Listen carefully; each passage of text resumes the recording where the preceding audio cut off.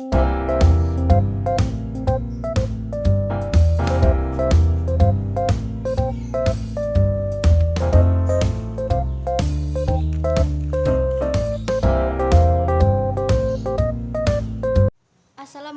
warahmatullahi wabarakatuh. Perkenalkan, nama saya Novita Maria dari kelas 12 Askep 2. Di dalam video ini saya akan sedikit menjelaskan mengenai sejarah Kerajaan Samudra Pasai. Tujuan dari pembuatan video ini adalah untuk memenuhi model penugasan mata pelajaran sejarah Indonesia. Samudra Pasai.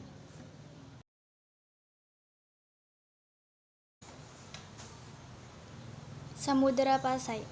Kerajaan ini biasa dikenal dengan Samudra Darussalam, menggunakan bahasa Melayu yang terletak di antara Lake Sumawe dan juga Aceh. Kerajaan Samudra Pasai merupakan kerajaan Islam pertama. Kerajaan Samudra Pasai ini didirikan pada tahun 1267 oleh Malah Siluh. Bukti dari kerajaan ini adalah ditemukannya makam dari Raja Malik As-Saleh dan juga ditemukannya dirham atau uang emas. Mengenai relasi dari kerajaan Samudra Pasai ini, Samudra Pasai pernah mengirim upeti untuk ke Cina, dan yang kedua adalah mengirim utusan dari Samudra Pasai untuk pergi ke Quilon, India Barat. Mengenai masa jaya dari Samudra Pasai sendiri merupakan pusat perniagaan dan juga memiliki koin dirham atau yang disebut juga dengan uang emas. Uang emas ini digunakan secara resmi untuk jual beli di Samudra Pasai. Samudra Pasai juga merupakan komoditas lada dan juga pusat perkembangan Islam.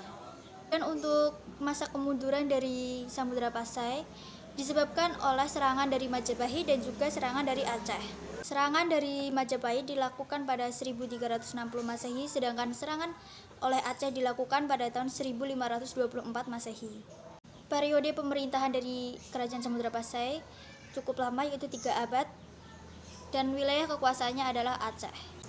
Struktur pemerintahan dari Samudra Pasai sendiri, yang pertama adalah Sultan. Kesultanan ini diturunkan turun-temurun dari Sultan sebelumnya ke anaknya. Yang kedua adalah Perdana Menteri, ketiga adalah Bendahara, keempat adalah Laksamana, dan kelima adalah Sekretaris Kerajaan, dan yang terakhir adalah Qadhi. Kehidupan politik dari Samudra Pasai setelah Sultan Malik As-Saleh wafat, yang pertama digantikan oleh Sultan Muhammad yang bergelar sebagai Sultan Malik Al-Tahir I, dan yang kedua adalah Sultan Ahmad yang bergelar sebagai Sultan Malik Al-Tahir II, yang ketiga yaitu Sultan Zainal Abidin yang bergelar sebagai Sultan Al-Tahir III. Pada masa pemerintahan Sultan Zainal Abidin ini, Kerajaan Samudra Pasai tidak cukup dikenal oleh orang banyak, atau bisa disebut mengalami kemunduran pada masa Sultan Malik Al-Tahir III. Ekonomi dari Samudra Pasai ini mengalami masa kejayaan pada pemerintahan Sultan Malik Al-Tahir II. Komoditasnya berupa lada, kapur barus, dan juga emas.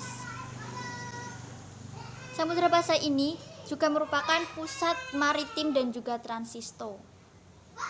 Untuk sosial budaya, Kerajaan Samudra Pasai memanfaatkan huruf Arab untuk menulis karya mereka ke dalam bahasa Melayu. Yang kedua, berkembangnya ilmu tasawuf. Kita memasuki peninggalan dari Kerajaan Samudra Pasai. Yang pertama ada makam dari Raja Pasai. Yang kedua ada Cakradunyo. Ketiga ada emas atau dirham. Keempat ada stempel kerajaan. Kelima ada Hikayat Raja Pasai. Keenam ada buku tasawuf Durul Manzur. Sekian yang dapat saya ceritakan mengenai Kerajaan Samudra Pasai. Apabila ada kesalahan ketika saya menceritakan, saya meminta maaf yang setulus-tulusnya. Dan bagi adik-adik kelas 9 yang masih bingung ingin mau mendaftar di mana, silahkan mendaftar di SMK Astamitra Purwodadi. Kami memiliki 4 kejuruan, yang pertama asisten keperawatan, kedua farmasi, ketiga OTKP, dan yang terakhir adalah TKJ. Apa fasilitas dari SMK Astamitra? SMK Astamitra memiliki banyak fasilitas, yang diantaranya kami memiliki bus untuk antar jemput bagi siswanya. Kedua, kami memiliki lab yang sangat bersih dan berkualitas. Sekian video dari saya. Apabila ada kesalahan dalam video, saya meminta maaf. Wassalamualaikum warahmatullahi wabarakatuh.